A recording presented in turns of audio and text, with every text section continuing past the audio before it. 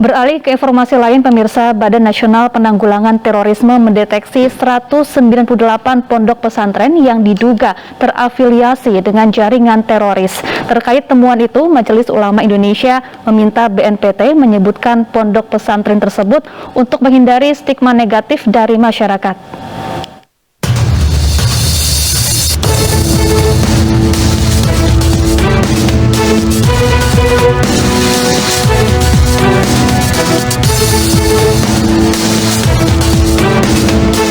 Badan Nasional Penanggulangan Terorisme atau BNPT mendeteksi adanya 198 pondok pesantren yang diduga terafiliasi dengan jaringan terorisme. Hal ini disampaikan Kepala BNPT dalam rapat dengar pendapat dengan Komisi 3 DPR RI 25 Januari lalu. Menurut BNPT, 198 pondok pesantren itu tersebar di seluruh Indonesia. Namun pihaknya tidak merinci lokasi dan titik pesantren tersebut karena merupakan data intelijen bukan untuk konsumsi publik. Kepala BNPT Komjen Pol Boy Rafli Amar dalam paparannya menyebut dari 198 pesantren itu, 11 diantaranya terafiliasi dengan jaringan organisasi terorisme Jamaah Ansarut Khilafah. 68 pesantren terafiliasi dengan Jemaah Islamiyah dan 119 pesantren terafiliasi dengan Ansarut Daulah atau simpatisan ISIS. Selain itu juga kami menghimpun beberapa pondok pesantren yang kami duga terafiliasi, dan tentunya ini juga merupakan bagian upaya-upaya dalam konteks intel pencegahan yang kami laksanakan di lapangan. Temuan BNPT mendapat kritik dari Majelis Ulama Indonesia. Selain mempertanyakan metode pendataan, MUI menilai pemaparan BNPT dalam RDP dengan Komisi 3 itu berpotensi menimbulkan keresahan bagi masyarakat.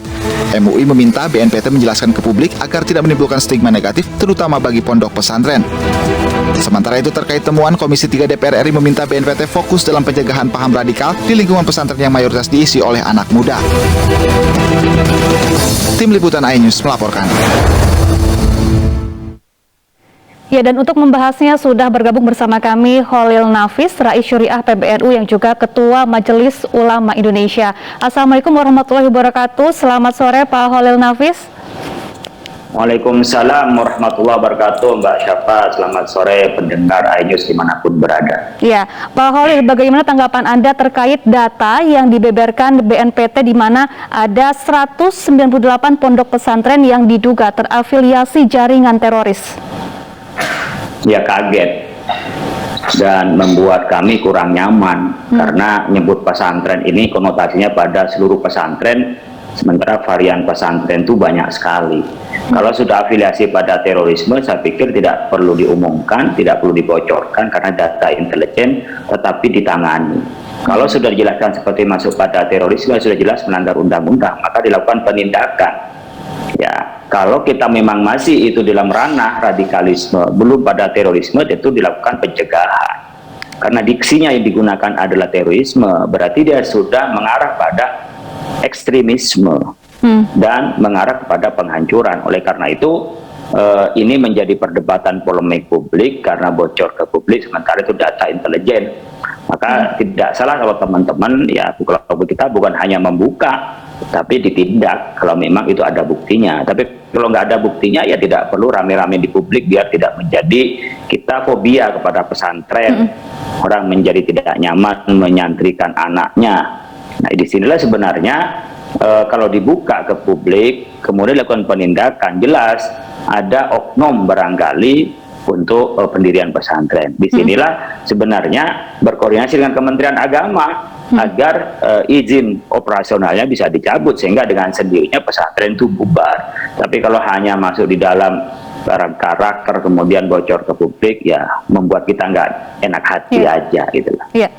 Tapi BNPT menyebut bahwa informasi tersebut merupakan data intelijen yang tidak patut dikonsumsi publik. Jadi sebetulnya apakah jika data dibuka, akankah ada kerugian jika data tersebut dibuka ke publik? Nah, itulah karena di situ data intelijen. Kenapa 198 bisa bocor menjadi tidak intelijen lagi? Nah, sekalian nggak usah dibuka semuanya, cukup berkoordinasi dengan kami. Apakah berkoordinasi Kementerian Agama? Katanya sudah koordinasi dengan Kementerian Agama, cuma jumlahnya nggak sebombastis itu. Katanya sekitar 10-an, bahwa di bawah 10, nggak sampai 198. Dari jumlah kalau nggak salah sekarang udah 20, ada yang mengatakan sudah 34 pesantren izin baru di Indonesia. Kalau itu memang data intelijen tidak layak untuk ditampilkan, ya tidak perlu disebutkan gitu. Artinya cukup dikoordinasi saja. Ya saya nggak tahu nih apakah data ini memang data tidak boleh bocor tapi terpaksa bocor ke publik, atau memang seperti apa. Tapi nyatanya kan kalau dibuka separuh-separuh begini kan malah lebih membuat kita tidak nyaman, bahkan lebih membuat kita rugi sebenarnya, karena orang bisa fobia kepada pesantren yang seharusnya itu tidak terjadi gitu loh. Oleh karena itu menurut saya daripada dibuka separuh-separuh, buka aja semuanya biar masyarakat tidak penasaran. Dan nantinya kalau memang benar datanya itu perlu diuji, pertama metodologinya, teorinya perlu diuji juga benar atau tidak, lalu pembuktian di lapangan. Kadang-kadang begini, kalau saya ini kan dosen juga ya di S2, di S3, itu teman-teman itu ngotak-ngatik di teorinya, benar teorinya, tapi teori itu tidak pas untuk digunakan pada objek penelitian tertentu, sehingga hasilnya itu kocar-kacir gitu loh. Metodologinya benar, objeknya benar, tapi tidak serasi antara teori dengan objek penelitian, sehingga hasilnya itu bisa tidak benar gitu ya. Saya juga alhamdulillah ketepatan juga dosen di S3, ya, sehingga kita perlu juga mendiskusikan teorinya ini benar atau tidak gitu. Tapi tanpa mengapresiasi tanpa juga kita mendiskreditkan, tapi dengan data yang ada kemudian dipublish begini membuat kita tidak nyaman. Jadi makanya teman-teman di NU, teman-teman juga di MUI merasa perlu itu untuk melakukan koordinasi langkah berikutnya. Tapi karena di publik, kita harus menjawab di publik agar ini bisa lebih tuntas di mata umat ya. Ya, setelah BNPT menyebut data tersebut, kemudian apa yang harus segera dilakukan oleh pemerintah untuk menumpas terorisme termasuk di lingkup pondok pesantren? Terorisnya bisa oleh Densus.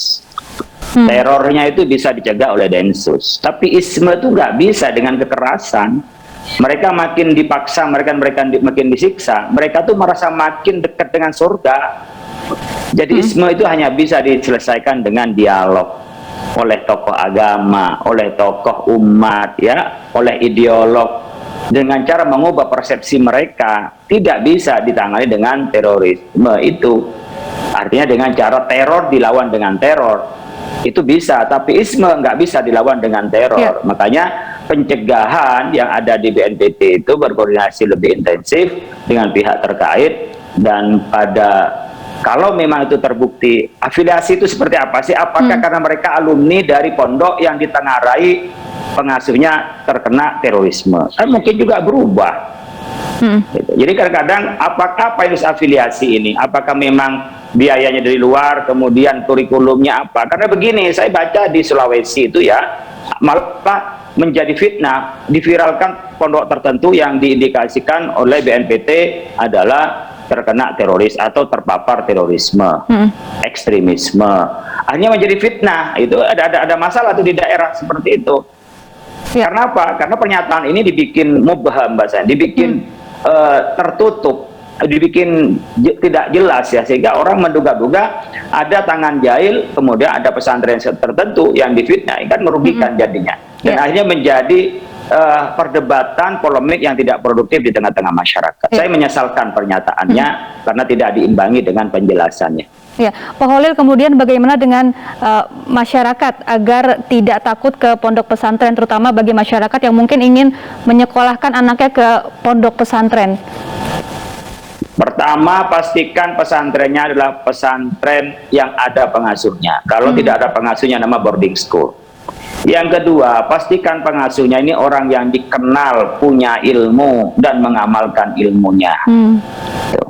Ya, yang ketiga, pastikan silsilah gurunya itu dari mana belajar ilmu agamanya itu. Karena dalam ilmu agama butuh sanad, butuh mata rantai dari satu ke yang lain sampai kepada Nabi Muhammad, ada mata rantainya. Karena kita mendapat ilmu agama tidak langsung ya, Allah pun melalui malaikat Jibril kepada Nabi Muhammad. Yang ketiga, lihat lulusannya, lulusan dari pesantren itu kemana saja. Jadi tiga itu. Cari dulu pesantrennya itu, kiainya itu siapa, kemudian kealiman dan pengamalannya seperti apa, termasuk sistem pendidikannya seperti apa di pesantren itu, lalu dilihat bagaimana alumninya. Jadi bisa dilihat tingkat bagaimana pesantren itu dikelola oleh kiainya, kemudian kiai itu sanad keilmuannya kemana, dan hasil kelolaannya itu kan bisa dilihat dari alumninya. Alumni yang mendirikan pesantren, alumni yang banyak jadi orang yang sampai pendidikan tinggi, profesor, pemainnya dan seterusnya, atau pekerjaannya menjadi orang yang sangat berguna bagi nusa dan bangsa. Karena untuk mengukur sebuah kualitas pendidikan itu bisa dilihat dari alumninya. Ya, baik. Terima kasih Pak Holil Nafis telah bergabung bersama kami di iNews Sore. Assalamualaikum warahmatullahi wabarakatuh.